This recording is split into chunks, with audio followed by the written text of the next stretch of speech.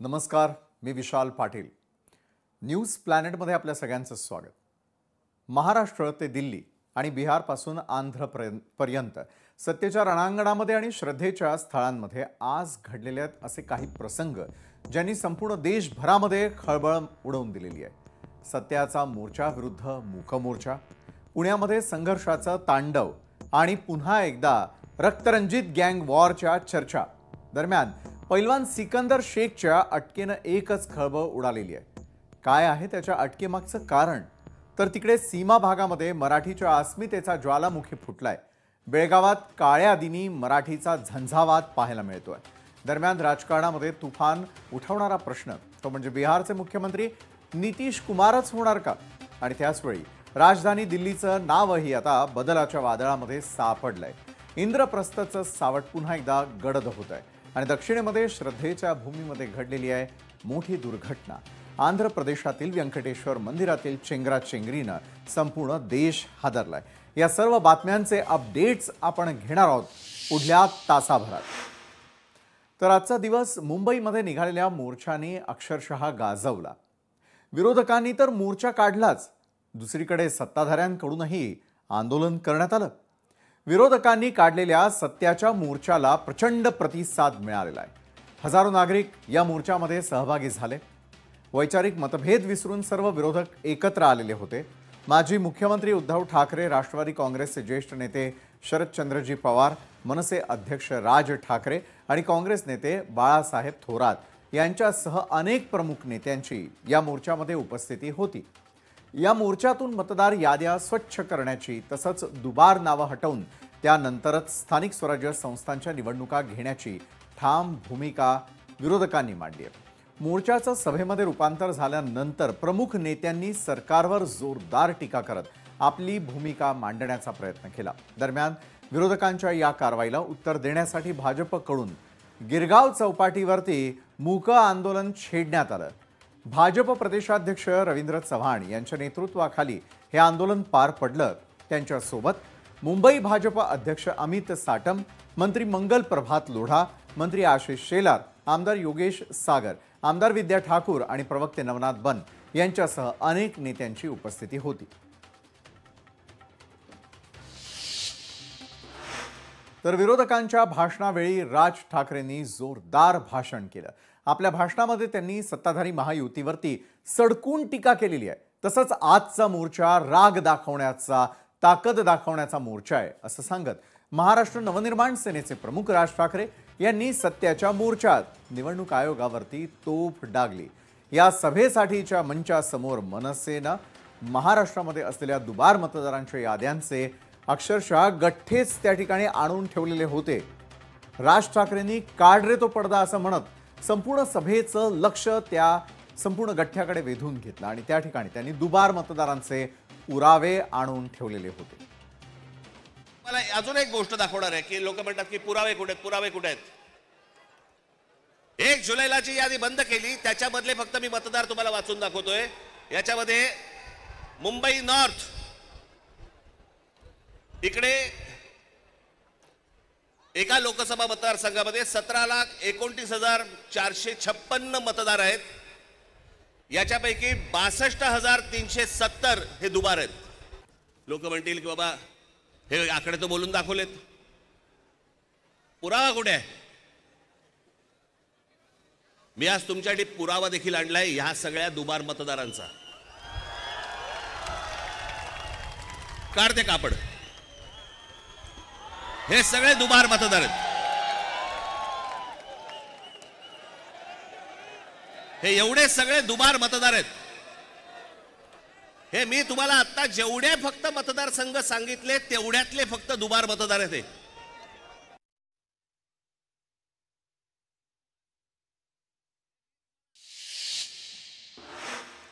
जोपर्यंत मतदार याद्या स्वच्छ आणि पारदर्शक होत नाहीत तोपर्यंत निवडणुका घेऊ नका असं आवाहन त्यांनी केलेलं आहे. आधीच 5 वर्ष निवडणुका झालेल्या नाहीयेत, अजून 1 वर्ष नाही झाल्या तर काही बिघडत नाही असं सांगत मतदार याद्या स्वच्छ करण्याचं आवाहन त्यांनी थेट निवडणूक आयोगाला केलं. निवडणूक घेण्याची घाई का करतात? साधी गोष्ट आहे. मतदार याद्या साफ करा आणि मतदार याद्या साफ केल्यानंतर त्या पूर्ण पारदर्शक केल्यावरती मग जेव्हा निवडणुका होतील त्याच्यानंतर यश कोणाचं अपयश कोणाचं सगळ्या गोष्टी मान्य. पण सगळं लपून लपून लपून छपून जे चालू आहे ते कशासाठी?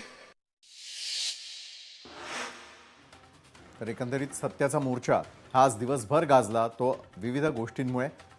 तर दुसरीकडे भाजपचं मुका आंदोलन देखील त्याला प्रत्युत्तर देण्यासाठी त्या ठिकाणी भरवण्यात आलेलं होतं. स्वतः राज ठाकरेंनी ज्या वेळेला पुराव्यांचा उल्लेख केला आणि त्या ठिकाणी असलेला कपडा हटवण्यात आला, त्यानंतर मात्र अवघ्या मोर्चात लक्ष वेधलं गेलं ते त्यांनी सादर केलेल्या पुराव्यांकडे. या पुराव्यांमध्ये आपण पाहू शकतोय की मतदार यादीमध्ये झालेला जो घोळ आहे त्या संदर्भातले हे सगळे पुरावे आपण निवडणूक आयोगाला जमा केले असल्याचं देखील त्यांनी सांगितलं. तर मतदार राजा हा सध्या संभ्रमात आहे आणि संभ्रम निर्माण करण्यासाठी निवडणूक आयोग त्याला कारणीभूत असल्याचा थेट आरोप करत पुराव्यांचा गठ्ठाच त्यांनी आज महाराष्ट्राच्या जनतेसमोर उपस्थित केला.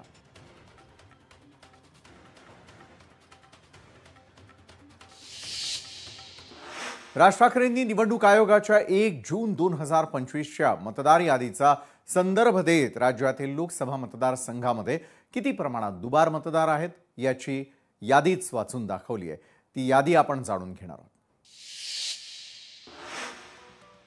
तर कुठे किती दुबार मतदार आहे? राज ठाकरेंच्या दाव्यानुसार उत्तर मुंबईमध्ये 62,370 दुबार मतदार आहेत. त्यानंतर मुंबई उत्तर पश्चिम मध्ये 60,231 दुबार मतदार. मुंबई उत्तर पश्चिम मध्ये 92,983 दुबार मतदार. मुंबई उत्तर मध्य मध्ये 63,740 दुबार मतदार. मुंबई दक्षिण मध्य मध्ये 55,565 दुबार मतदार. मुंबई दक्षिण मध्ये 55,205 दुबार मतदार. नाशिक मध्ये 99,673 दुबार मतदार. मावळ मध्ये सर्वाधिक म्हणजे 1,45,636 दुबार मतदार. पुण्यामध्ये देखील लाखांमध्ये हा आकडा आहे, 1,02,002 दुबार मतदार. राज ठाकरेंच्या दाव्यानुसार ठाण्यामध्ये तर अक्षरशः कळस गाठल्याचं पाहायला मिळतंय. 2,09,981 दुबार मतदार असल्याचा दावा राज ठाकरे करतात.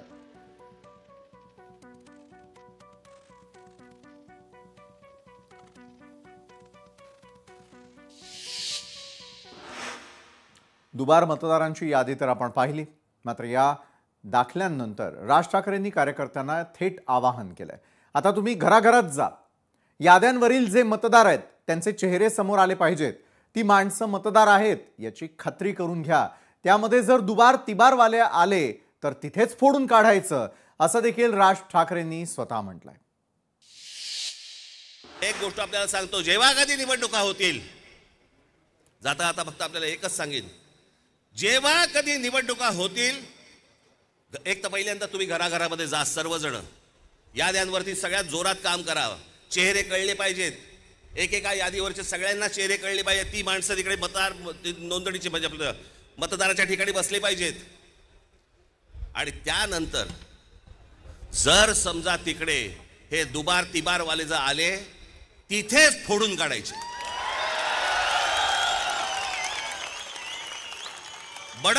बडवायचे आणि मग पोलिसांच्या हातात द्यायचे. त्याशिवाय हे वटणीवरती येणार नाही. त्याशिवाय हा महाराष्ट्रामधला जो चाललेला कारभार आहे हा वटणीवरती येणार नाही. सत्याच्या या मोर्चामध्ये मतचोरीचे अनेक दाखले नेते मंडळींनी दिले. बाळासाहेब थोरात, राज ठाकरे, उत्तम जानकर यांनी त्यांच्या मतदारसंघातील मतचोरीचे पुरावे सादर केले. मात्र या सर्वांमध्ये उद्धव ठाकरेंनी केलेला आरोप हा मात्र अत्यंत गंभीर होता. भाषणावेळी उद्धव ठाकरे यांनी तर त्यांच्या सोबतच घडलेल्या एका अजब प्रकाराची माहिती देऊन टाकली. माझं तसंच संपूर्ण ठाकरे कुटुंबाचं नाव मतदार यादीतून हटवण्यासाठी मोठा कट रचलेला जातोय, असा मोठा दावा उद्धव ठाकरेंनी केलाय. त्यांच्या या दाव्यानंतर मात्र एकच खळबळ उडाली आहे. पाहूया. आज मी दाखवतो एक असा अर्ज आहे की त्याच्या अर्जाखाली एक शेर आहे, तो शेरा पहिल्यांदा वाचतो, त्याच्यानंतर मी नाव वाचतो की सदर अर्जाबाबत अर्जदार, आता अर्जदाराचं नाव मी नंतर सांगतो, यांची भेट घेऊन सदर अर्जाबाबतची पडताळणी केली असता हा अर्ज आम्ही केलेला नाही असा अभिप्राय मिळाला आहे. त्या आधारे सदर अर्ज रद्द म्हणजे बाद करण्यात आलेला आहे. आणि हा अर्ज ज्याने अर्ज केलेलाच नाही, आपल्या नावाने ज्याने अर्ज तिकडे कोणी केला हे माहितीच नाही, त्या अर्जदाराने केलाय. आता हा अर्जदार शोधायचं कुठे? तर त्या अर्जदाराचं नाव आहे उद्धव बाळासाहेब ठाकरे. उद्धव बाळासाहेब ठाकरे या माणसाने हा व्हेरिफिकेशनचा अर्ज केलाय ऑनलाईन, जो उद्धव बाळासाहेब ठाकरेलाच माहिती नाही. त्याच्यावरती मोबाईल नंबर खोटा आहे. याच दरम्यान उद्धव ठाकरेंनी पुन्हा एकदा अॅनाकोंडा म्हणत अप्रत्यक्षरित्या केंद्रीय गृहमंत्री अमित शहांनाही डिवचण्याचा प्रयत्न केला.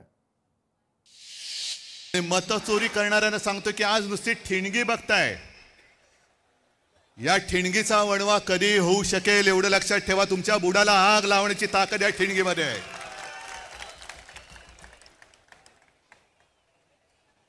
मध्यंतरी एक मी शब्द वापरला, तो गाजला. कोणता शब्द तुम्हाला कळेल? शोलेमध्ये एक डायलॉग आहे, दूर गांव में जब आधी रात बच्चा रोता है तो माँ कहती है सो जा नहीं तो. तसं आज तुम्हाला सांगतोय की आता जागे झाल्यात, जागे राहा, नाहीतर अॅनाकोंडा आ जाएगा. या अॅनाकोंडाला आता आपल्याला कोंडावंच लागेल, कारण नाहीतर हे सुधारणार नाहीत. बाळासाहेब थोरात, राज ठाकरे आणि उद्धव ठाकरे यांच्या भाषणानंतर लक्ष वेधून घेतलंय ते ज्येष्ठ नेते शरदचंद्रजी पवार यांनी. आपल्या भाषणादरम्यान त्यांनी महत्त्वाच्या मुद्द्यांवरती भाष्य केलं. तसंच आजच्या मोर्चाच्या एकजुटीनं संयुक्त महाराष्ट्राच्या चळवळीची आठवण झाल्याचं शरद पवार म्हणाले. आजचा हा मोर्चा मला काही जुन्या गोष्टी याचा आठवण करून देतो. मला आठवतं 1978-19 या काळात महाविद्यालयामध्ये शिकत असताना संयुक्त महाराष्ट्रात बसण्यासाठी असे मोर्चे निघाले. आणि काळा घोडा आणि त्याचा परिसर, तिचे मोर्चे एक प्रकारचा इतिहास निर्माण करणारे हे मोर्चे होते. आपण एवढंच म्हणतो की लोकशाहीमध्ये संविधानानं जो अधिकार तुम्हा आम्हाला दिला त्याचं जतन करणं याची आज वेळ आली. अनेक पक्षात आहोत, विचारधारा वेगळी आहे, कधी मतभेदी असतात, पण आज देशाची संसदीय लोकशाही ही शिकवायची असते, मताचा अधिकार हा शिकवायचा असते, तर तुम्हाला मला एक व्हावं लागेल. तर आजचा दिवस संपूर्ण गाजला तो म्हणजे सत्याचा मोर्चा. यामुळे सत्याच्या मोर्चामध्ये सामील असलेले अनेक नेते मंडळी यावेळेला आपल्यासोबत जोडले गेलेले आहेत. काँग्रेसचे प्रवक्ता आहेत सचिनजी सावंत, मनसेचे नेते नितीन सरदेसाई आपल्यासोबत आहे, आणि उद्धव बाळासाहेब ठाकरेंच्या शिवसेनेचे खासदार अरविंद सावंत देखील आपल्यासोबत जोडले गेले. तिन्ही मान्यवरांचं मी यावेळेला स्वागत करतो.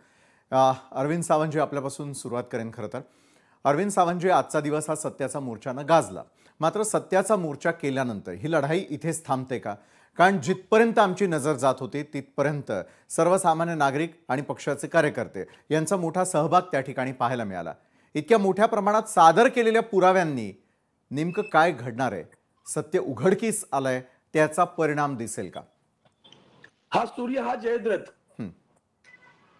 शिवसेना पक्षप्रमुख आदरणीय उद्धवजी बाळासाहेब ठाकरे असू द्या, आदरणीय राजसाहेब ठाकरे असू द्या, आदरणीय थोरात साहेब असू द्या, सगळ्यांनी आणि सर्वात आदरणीय शरद पवार साहेब सगळ्यांनी दाखवलेला हा सूर्य आणि हा जयद्रथ आहे.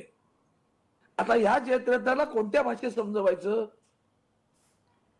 आम्ही देशाचं संविधान मानतो, आम्ही देशाच्या संविधानात दिलेले अधिकार मानतो, त्याचा आदर करतो.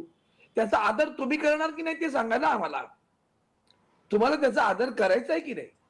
आमच्या मूलभूत अधिकारावर गदा आणणारं तुमचं वर्तन आहे आणि निव्वळ आमचा अधिकार, मताचा अधिकार नाही निव्वळ हा.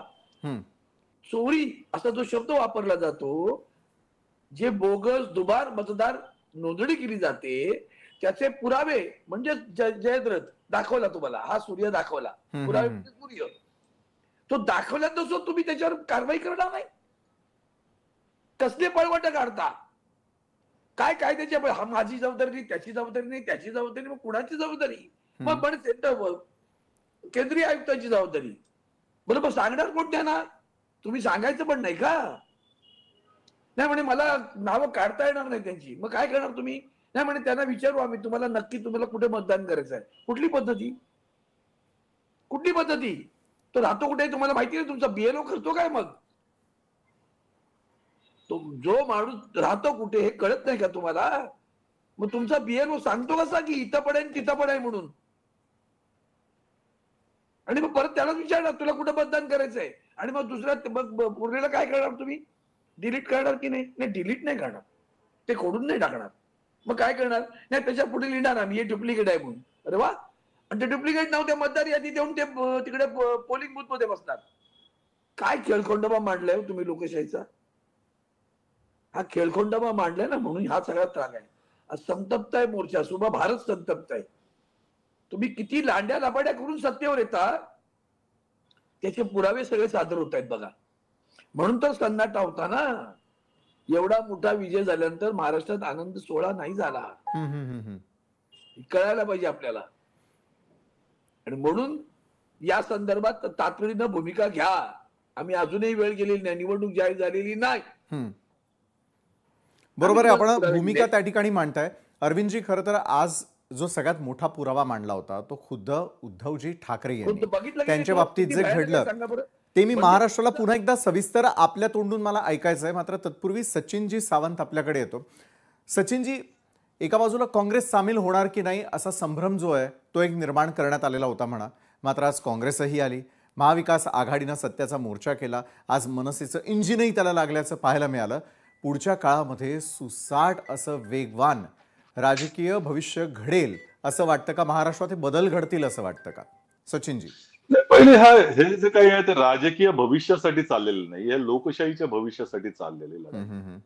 या देशामध्ये लोकशाही संकटात आहे, ती टिकणार की नाही. आणि एकंदरच तुम्ही जर पाहिलं तर मला असं वाटतं की कुठल्या खेळाचं उदाहरण देता येईल किंवा क्रिकेटची मॅच, पिचही आपल्या बाजूने असणार आहे, नियम देखील आपल्या बाजूने असणार आहेत, पंच देखील आपल्या बाजूने असणार आहेत आणि म्हणणार की तुम्ही खेळा. असं चालत नाही. या ठिकाणी जर तुम्हाला खऱ्या अर्थानं लोकशाही नांदवायची असेल तर निवडणूक आयोगासारख्या संस्थेनं निरपेक्ष राहिलं पाहिजे. त्यांची भूमिका ही पंचाची असली पाहिजे. परंतु दुर्दैवानं भारतीय जनता पक्षाच्या अधीन राहून निवडणुकीचं संचालन करण्याचं जे काही काम चाललेलं आहे त्याच्यामुळेच लोकशाही संकटात आलेली आहे. आणि ह्याला वाचा जी आहे ती काँग्रेसचे नेते राहुल गांधीजींनी जेव्हा फोडली ते पुराव्यानिशी दिलं. त्यामुळे मला असं वाटतं की देशपातळीवरती हे वातावरण तयार झालंय. आणि महाराष्ट्रातली उदाहरण त्यांनी दिली होती. आज समस्त विरोधी पक्ष एकत्र आले. महाविकास आघाडीचा विषय नाही, हा लोकशाही वाचवण्यासाठी सगळा विरोधी पक्ष इकडे एकवटलेला आहे. खऱ्या अर्थानं पाहायचं झालं तर हा सर्व पक्षीयच आमचा अभिनिवेश होता. परंतु भारतीय जनता पक्षानं त्यातला पळ काढला, कारण त्यांचा आणि त्यांचं संधान आहे. विषय असा आहे की ज्या पद्धतीनं लोकशाहीमध्ये मतदानाचा अधिकार हा प्रत्येक व्यक्तीला दिलेला आहे, त्या मतदाराचा अधिकाराची चोरी होत असेल त्यापेक्षा गंभीर बाब कुठली असणार नाही. आणि सगळ्यात महत्वाचं म्हणजे निवडणूक आयोगाच्या समोरला एक जो काही प्रश्न आहे की राजकीय परिस्थितीमध्ये, लोकशाहीमध्ये राजकीय पक्ष हे अतिशय महत्वाचे असतात. त्यांच्याशिवाय लोकशाहीची प्रक्रिया पूर्ण होत नाही. आणि समस्त विरोधी पक्ष ज्या वेळेला एकसंध होऊन या ठिकाणी मागणी करतोय की ही मतदार यादी चुकीची आहे, पुरावे देतोय, आणि त्यानंतरही तुम्ही जर त्यामध्ये बदल करण्यासाठी किंवा आपल्या प्रक्रियेमध्ये बदल करण्याची ती जी काही तयारी दर्शवत नाही आणि दाबून ह्या निवडणुका पुढे घेऊन जाण्याचा प्रयत्न जर तुमचा चालला असेल तर यापेक्षा वाईट गोष्ट कुठली असणार आहे आणि त्यामुळे आम्ही त्याचा निकराने विरोध करत राहणार आहोत. आणि आज हा मोर्चा मला वाटतं त्याचंच एक प्रतीक आहे. ही लढाई इथेच थांबणार नाही. ही लढाई सत्याची आहे, ज्याचं नाव सत्याचा मोर्चा दिला होता. ही सत्तेची लढाई नाही, सत्याची लढाई आहे. ही लोकशाहीचं संरक्षण करण्याची लढाई आहे. बरोबर आहे. लोकशाहीचं संरक्षण करणं आपल्या सगळ्यांची जबाबदारी आहे. यावेळेला नितीन सरदेसाईजी मी आपल्याकडे येतो. नितीनजी, राज ठाकरे यांनी परवा देखील रंग शारदा या ठिकाणी घेतलेल्या मेळाव्यामध्ये सगळ्यांसमोर एक मोठं प्रेझेंटेशन दिलं. त्या प्रेझेंटेशन नंतर आज तर ढीगभर पुरावे हे निवडणूक आयोगासमोर, राज्याच्या जनतेसमोर देखील त्या ठिकाणी मांडले. पुढचा टप्पा तो येतोय की प्रत्येक घराघरामध्ये जाऊन दुबार आणि तिबार जर मतदार त्या ठिकाणी असतील तर फोडून काढा असा थेट इशारा दिलेला आहे. किती परिणाम होईल या गोष्टींचा आणि हा टास्क मनसैनिकांसाठी किती महत्वाचा आहे? किती परिणाम होईल हा जो तुम्ही म्हणताय, तर सर्वप्रथम मी तुम्हाला सांगू इच्छितो की निवडणूक आयोग ही स्वायत्त संस्था आहे आणि ही खरं तर त्यांची जबाबदारी आहे. परवाच मुख्य निवडणूक आयुक्त, केंद्रीय निवडणूक आयुक्तांनी सांगितलं की त्यांचे जे पीएलओ आहेत ते 3 वेळेला त्या ठिकाणी जातील आणि ती परिस्थिती, कोण कोण तिथे दुबार मतदार आहेत किंवा काय त्याच्यामध्ये त्रुटी आहेत ते पाहतील. प्रत्यक्षात असं होताना दिसत नाही. म्हणजे स्पष्टपणे इतके पुरावे विविध पक्षांनी दिल्यानंतर सुद्धा जर त्याच्यावर कुठलीही कारवाई होणार नसेल तर मग पर्याय काय उरतो? आमचे कार्यकर्ते असतील, पदाधिकारी असतील, त्यांनी जागोजाग जायचं. खरं तर ही जबाबदारी त्यांची आहे, निवडणूक आयोगाची आहे. पण त्यांनाच जर हे करायचं नसेल तर दुर्दैवाने हे सगळं आमच्या पदाधिकाऱ्यांनी, कार्यकर्त्यांना करावं लागणार आहे. आणि त्याच्यामध्ये जर अशा पद्धतीचे दुबार मतदार किंवा जे मृत झालेले आहेत त्यांची नावं त्याच्यामध्ये ठेवायची आणि त्याच्याखाली जर बोगस वोटिंग होणार असेल आणि मग त्यातून जर कुठला संघर्ष उभा राहिला तर ही जबाबदारी कोणाची? जर निवडणूक आयोगाने या सगळ्या त्रुटी दूर केल्या, जे पुरावे दिले जात आहेत त्याच्यावरती तातडीने काम केलं. आम्ही काय सांगतोय की फक्त तुम्ही जी यादी आहे, मतदार यादी आहे, ती दुरुस्त करा. त्याच्यामधल्या चुका तुम्ही काढून टाका. म्हणजे अतिशय स्वच्छ वातावरणामध्ये निवडणुका होऊ दे. जी त्यांची जबाबदारी ती टाळत असतील तर आणि हा संघर्ष उभा राहिला तर मग ह्याला एक करणार काय? ती जबाबदारी त्यांची नाही का? खरं तर त्यांनी जर ती जबाबदारी पार पाडली तर अशा पद्धतीचा कुठलाही संघर्ष उभा राहणार नाही स्वच्छ याद्यांमध्ये. मग त्याच्यानंतर जो निकाल, तुम्ही अजून एक मुद्दा लक्षात घ्या की राजसाहेबांनी त्यांच्या भाषणामध्ये स्पष्टपणे सांगितलंय की त्याच्यानंतर जे निकाल येतील, स्वच्छ याद्या झाल्यानंतर जे निकाल येतील ते निकाल मला मान्य आहेत ना. त्याच्यामध्ये कुठल्याही पक्षावरती त्यांनी टीका नाही केलेली. त्यांनी निवडणूक आयोगाच्या गलथान कारभारावरती फक्त टीका केलेली आहे आणि त्यांना विविध प्रकारचे पुरावे देऊन ती सुधारित यादी लवकरात लवकर केल्यानंतर निवडणूक घ्याव्यात एवढंच सांगितलेलं आहे. तो पारदर्शक असावा. या मागण्यामध्ये काय गैर काय आहे? निश्चित. त्यामुळे खरं तरी जबाबदारी त्यांची आहे. त्यांनी केलं तरी संघर्षाची वेळ येणारच नाही. नक्की. अतिशय चपखल शब्दांमध्ये आपण सांगितलेलं आहे नितीनजी. अरविंद सावंतजी, मी आपल्याकडे येतो. आज राज ठाकरे यांनी देखील एक महत्त्वाचं उदाहरण दिलं की पत्ता जो आहे तो शौचालयाचा निघत असेल एखाद्या मतदाराचा. उद्धव साहेबांच्या बाबतीत तर वेगळंच घडताना दिसतंय. म्हणजे त्यांच्या बाबतीत जो काय प्रकार घडतोय तो आज महाराष्ट्राला पुन्हा एकदा आपल्या तोंडून कळू द्या. अरविंद सावंतजी. मुळात असं आहे की माझं नाव नोंदले की नाही, मला स्वतःला तिथं जायला पाहिजे. सक्षम नावाचं एक ऍप कोण चालवतं, ते कुणाचं आहे ते? त्या ऍपवर अर्ज केल्यानंतर तो कोणी केला माहिती नाही. उद्धव बाळासाहेब ठाकरे नावाने अर्ज केला, त्याची नोंदणी होते. बीएलओचं काम नाहीये. बरं, हे कोण आहे? पहिल्यांदा आता मला तो ते पहिल्यांदा सक्षम ऍप चालवतोय कोण? आता भारतीय जनता पार्टीकडे हा जो आपला संबंध, हे जे निवडणूक आहे स्वायत्त संस्थावर आहे, गुलाम आहे ती. स्वायत्त बियत्त काय नाही, ती कागदावर स्वायत्त आहे ती. ह्यांचं चालवणारं कोणतरी तिसरं आहे. नावं घुसतात कशी हो, आणि नावं काढली पण जातात ना. तोंडावर सांगतात ठीक, पण काढतातच ना काही नावं. मग हे करतोय कोण, त्याचाही शोध घ्यावा लागेल. उभ्या महाराष्ट्राला विनंती आहे, मुंबईकरांना खास विनंती आहे, कारण त्यांचं जीवन घड्याळाच्या काट्यावर धावत असतं, माहिती नसतं. काही ठिकाणी तर आपले शेजारी कोणाला हे माहिती नसतं. आज ते नव्या मुंबईचं उदाहरण छापून आलंय सामन्यामध्ये आणि त्याचा उल्लेख केला राजसाहेबांनी पण आणि उद्धव साहेबांनी. एका म्हणजे आयुक्तांच्या घरावर 127 नावं, एवढी सुद्धा बुद्धी नाही का आपल्याला की बाबा हे आयुक्त आहेत, यांच्या घरी 127 नावं कशी काय येतील? कोण हे अधिकारी बसतात तिथं? सगळंच घाण ठेवलंय का? बुद्धी पण घाण ठेवली का? नीतिमत्ता तर तुम्हाला राहिली नाहीये. नीतिमत्ती भ्रष्ट लोक तिथे बसलेली लोक आहेत, लक्षात ठेवा. आणि म्हणून आपल्याला महाराष्ट्राला सावध राहावं लागेलच, उभ्या देशाला सावध राहायला लागेल. मध्यंतरी राहुल गांधींनी दिल्लीमध्ये काढली त्यांची जी काय करायची दाखवली. काल परवाकडे आदित्यजींनी डोममध्ये दाखवून दिलं. म्हणजे मृत व्यक्ती आहे 2022 ला, त्याचं नाव काढलं गेलं होतं, पुन्हा नाव कोणी इन्सर्ट केलं, आलं कसं ते, त्याचा कसा अंतर्भाव केला? आणि निव्वळ अंतर्भाव नाही केला, त्या मृत व्यक्तीच्या नावाने मतदान झालं सुद्धा. कोण करतोय? कोण उद्योग करतोय? याचा शोध घेण्याची गरज आहे की नाही मला सांगा ना. निश्चितच मूळ झालाय आणि त्याचाच शोध घेण्याचा प्रयत्न महाविकास आघाडी आणि मनसे उडवली जाते, लक्षात ठेवा. नक्की. आणि म्हणून उद्धव साहेबांच्या बाबतीत जे प्रकरण घडले ते भयानक आहे. तुम्ही विचार करा, ते उद्धव साहेबांच्या मुळे होतं पण कळलं तरी सर्वसामान्य माणसांना काय कळणार आहे सांगा? मी 2014 ला अनुभव घेतला होता, माझं नावच काढलेलं होतं उमेदवार. खरोखर अतिशय गंभीर बाबींकडे आज लक्ष वेधण्यात आलेलं होतं सत्याचा मोर्चाच्या माध्यमातून. दुसरीकडे निवडणूक आयोगाला हवे असलेले पुरावे देखील सादर करण्यात आलेले आहेत. निवडणूक आयोग या पुढच्या काळात काय करतं यावरती लक्ष असेलच. धन्यवाद सचिन सावंतजी, नितीन सरदेसाईजी आणि अरविंद सावंतजी, तुम्ही आमच्यासोबत या चर्चासत्रामध्ये जोडला गेलात आणि सत्याचा मोर्चा नेमका का, कशासाठी होता, त्याचा उद्देश काय होता हे समजावून सांगितलं. त्यासाठी